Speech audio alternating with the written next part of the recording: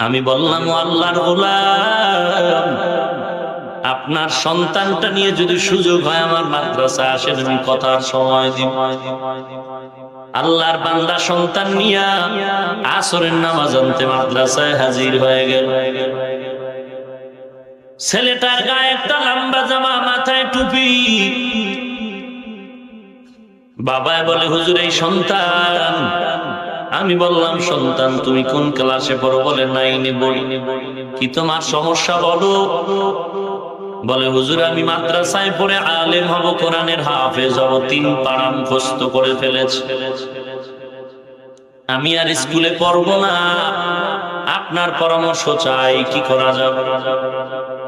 আমি বললাম, বাবা তুমি ক্লাস 9-এ পড়ো, 3 পারা কোরআন যদি মুখস্থ করিয়েই থাকো, একটু আমাকে একটু শোনাইবে নাকি? বলে হ্যাঁ শোনা।